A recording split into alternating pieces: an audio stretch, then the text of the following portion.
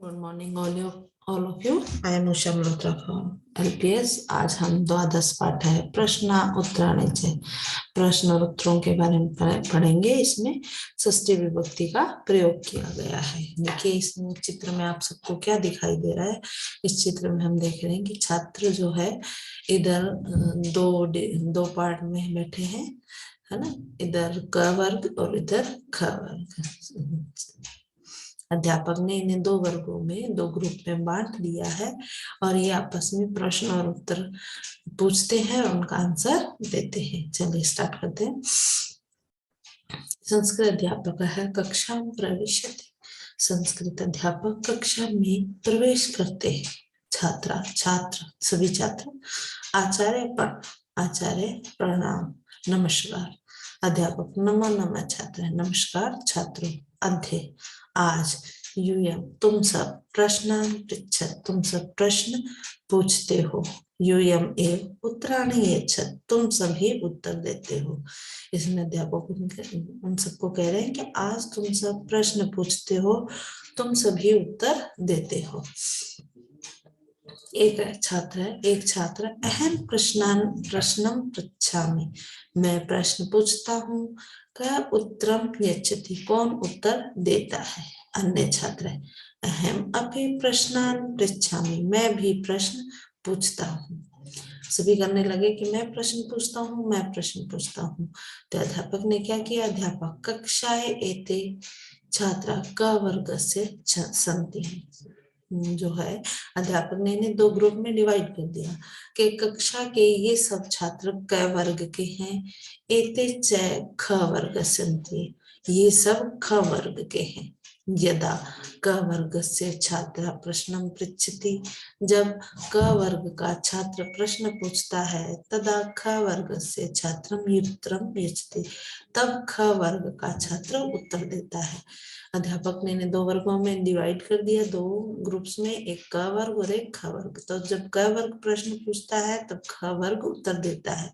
एवं ऐसे ही यदा जब ख वर्ग छात्र से प्रश्न पूछता है तदा कस्य वर्ग छात्रम उत्तरम यच्छति तो कौन सा वर्ग उत्तर देता है। छात्रा सभी छात्र कहते हैं क वर्ग से, क वर्ग के। अध्यापक इदानीं क वर्ग से बारी अभी क वर्ग की बारी है। मेधा इसमें से एक स्टूडेंट है, वो पूछती है काकस्य वर्ण का कौवे का रंग कौन सा है। सुहेला काकस्य वर्ण श्याम कौवे का रंग जो है काला है। सुकृत कहता है हंसा नाम वर्ण क हंसों का जो है रंग कौन सा है, हंसों का रंग कौन सा है। सुचिर हंसा नाम वर्ण श्वेत है हंसों का रंग जो है क्या है, कैसा है, सफेद है।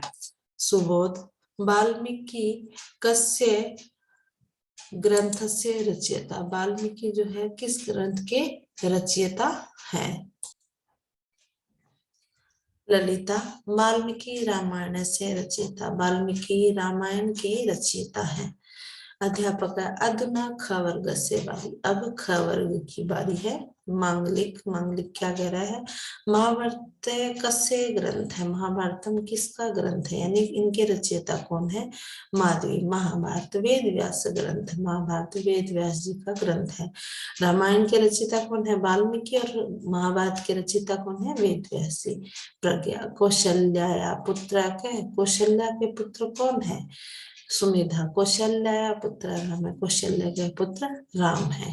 राधिका केशाम राजा हिमालय किनके राजा हिमालय है, किनके राजा हिमालय है। राघव कह रहा है हिमालय पर्वता नाम राजा हिमालय जो है पर्वतों का राजा है।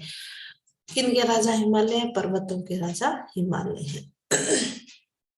अध्यापक क वर्ग अब है। अध्यापक कहते हैं क वर्ग प्रखर विज्ञान जो प्रखर कह रहा है। अभिज्ञान शकुंतलम कस्य प्रसिद्ध नाटक अभिज्ञान शकुंतलम किसका प्रसिद्ध नाटक है, मधुर है। अभिज्ञान शकुंतलम कालिदास से प्रसिद्ध नाटक अभिज्ञान शकुंतलम जो है कालिदास का प्रसिद्ध नाटक है। कायरा, सर्व भाषा नाम जननी का, सभी भाषाओं की जननी, जन्म देने वाली कौन है, सभी भाषाओं की जो है जननी कौन है, मेधावी, संस्कृतम, संस्कृत जो है सर्व भाषा नाम जननी, सभी भाषाओं की जननी है। भूषिता, कयो कार्यम श्रवणम, किनका कार्य सुनना है। संगीता कह रही है कर्ण्यो कार्य श्रवणम, कान का कार्य सुनना है।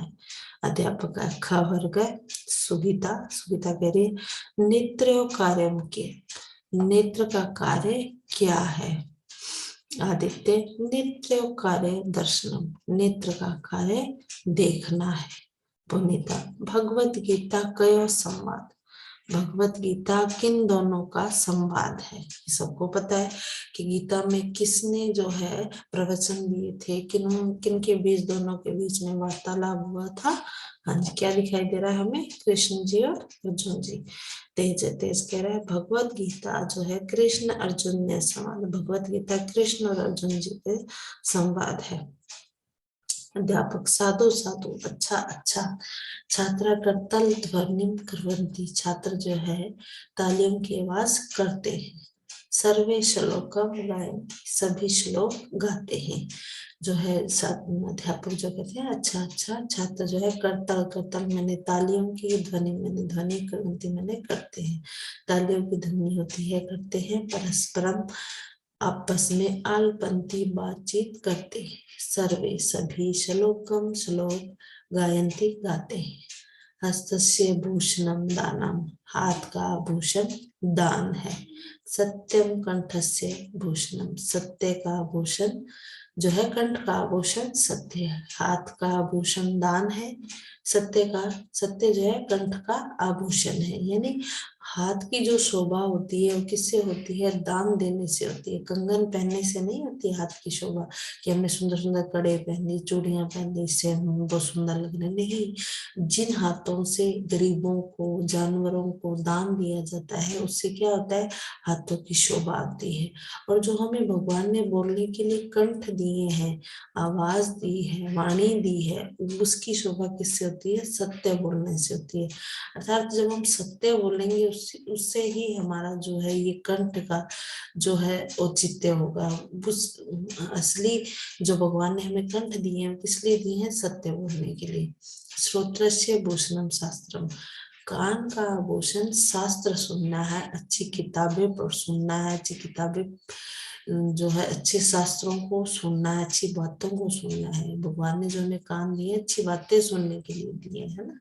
भूषणे किम प्रयोजन, दूसरे आभूषणों से क्या लाभ। इसमें ये कह रहे हैं कि हाथ का आभूषण तो दान है, सत्य कंठ का आभूषण है, कान का आभूषण शास्त्र है, अच्छी किताबें, अच्छी बुक है।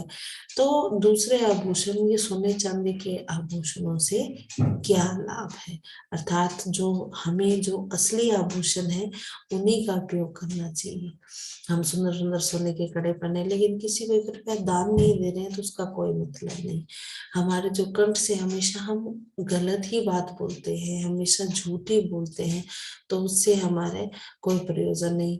हम हमेशा गलत बातों को सुनते हैं, अच्छी बुक को नहीं पढ़ते हैं, अच्छे शास्त्रों को नहीं सुनते हैं, तो हमारे कानों का कोई फायदा नहीं है। तो ये सब चीजें हमारे पास होगी तो दूसरे आभूषणों की हमें आवश्यकता नहीं पड़ेगी। आशा है बच्चों आपको ये लेसन अच्छी से समझ आया होगा। घर पे रहिए, सुरक्षित रहिए और अच्छी तरह से लेसन को पढ़िए। Thank you.